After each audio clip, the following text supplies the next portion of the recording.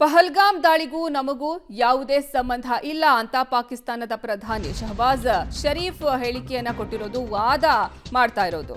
ಪಹಲ್ಗಾಮ್ ದಾಳಿಗೂ ನಮಗೂ ಯಾವುದೇ ರೀತಿಯ ಸಂಬಂಧ ಇಲ್ಲ.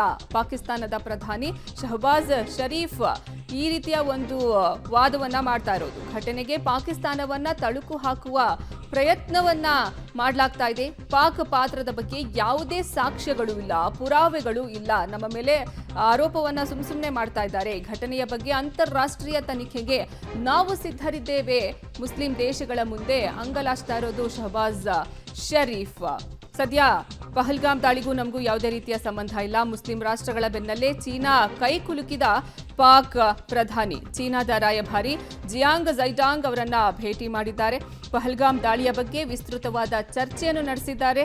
ಪಾಕ್ ಜೊತೆಗೆ ನಿಲ್ಲುವಂತೆ ಚೀನಾಗೆ ಶಹಬಾಜ್ ಶರೀಫ್ ಮನವಿಯನ್ನ ಮಾಡಿಕೊಂಡಿರೋದು. ಪಹಲ್ಗಾಮ್ ದಾಳಿಗೂ ನಮಗೂ ಯಾವುದೇ ರೀತಿಯ ಸಂಬಂಧ ಇಲ್ಲ. ಪಾಕಿಸ್ತಾನದ ಪ್ರಧಾನಿ ಶಹಬಾಜ್ ಶರೀಫ್ರ ವಾದ ಇದು.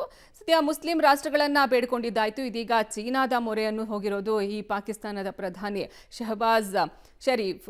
ಭಾರತ ಯಾವಾಗ ಯಾವ ಟೈಮ್ನಲ್ಲಿ ಹೇಗೆ ನಮ್ಮ ಮೇಲೆ ಸಮರ ಸಾರುತ್ತೋ, ಯಾವ ರೀತಿ ನಮ್ಮ ಮೇಲೆ ಯುದ್ಧ ಮಾಡುತ್ತೋ ಅನ್ನೋ ಭಯದಲ್ಲಿರುವಂತಹ ಪಾಕಿಸ್ತಾನ ಇದೀಗ ಎಲ್ಲ ರಾಷ್ಟ್ರಗಳ ಬೇಡ್ಕೊಳ್ತಾ ಇರೋದು ಭಾರತದ ಮೇಲೆ ಒತ್ತಡವನ್ನು ಹಾಕಿ ಅಂತ ಒಂದು ಕಡೆ ಹೇಳ್ತಾ ಇದ್ರೆ, ಇನ್ನೊಂದು ಕಡೆ ಯುದ್ಧ ಬಂದರೆ ಅಂಥ ಸನ್ನಿವೇಶ ಬಂದರೆ ನಮ್ಮ ನೆರವಿಗೆ ಧಾವಿಸಿ ಅಂತಾನು ಹೇಳ್ತಿದ್ದಾರೆ.